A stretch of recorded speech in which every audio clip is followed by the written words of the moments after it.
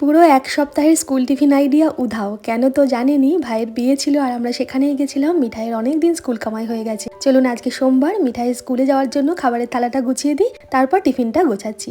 ভাতের সাথে আলু সেদ্ধ দিয়েছিলাম, সেটাই দিলাম। আর কালকে রাতে ধানিয়া চিকেন বানিয়েছিলাম, সেখান থেকে 2 টুকরো চিকেন তুলে ওকে খেতে দিই। আজকে কোনো ঝামেলা হবে না খাওয়া নিয়ে, কারণ আজকে চিকেন আছে।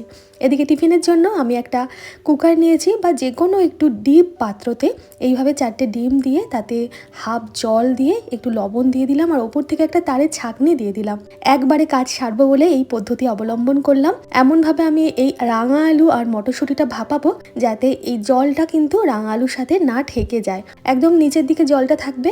এইভাবে তারের ছাঁকনিতে আমি রাঙা আলু আর মটরশুঁটি গোটা দিয়ে ওপর থেকে একটু লবণ দিয়ে ঢাকা দিয়ে ভাপিয়ে নিচ্ছি।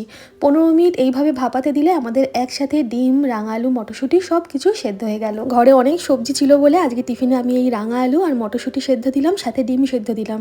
আর এই কিউইগুলো আমাদের বাজারে এক এক পিস 50 টাকা করে। শিয়ালদাতে এই কিউইগুলো 20 টাকা পিস বিক্রি হচ্ছে দেখে 5টা নিয়ে নিয়েছি। যেহেতু মিঠাই খেতে পছন্দ করে, তো এই কিউইর থেকেই খোসাটা ছাড়িয়ে একটা একটু পাকা কিউই দিয়ে দিলাম। আর এর সাথে দেব একটু কমলা লেবু, আর সাথে দেব 2টো কুল, যেগুলো বাজারে এখন ভরে গেছে। এগুলো হাইব্রিড কুল, মিঠাই বেশ পছন্দ করে খেতে। আর 1 বোতল জল তো আছেই। স্টিলের টিফিন বক্স আর বোতলের লিঙ্ক রইল ভিডিওর ওপরে ট্যাগ প্রোডাক্টে। কেমন লাগলো আজকের ভিডিও জানাতে ভুলবেন না। ধন্যবাদ।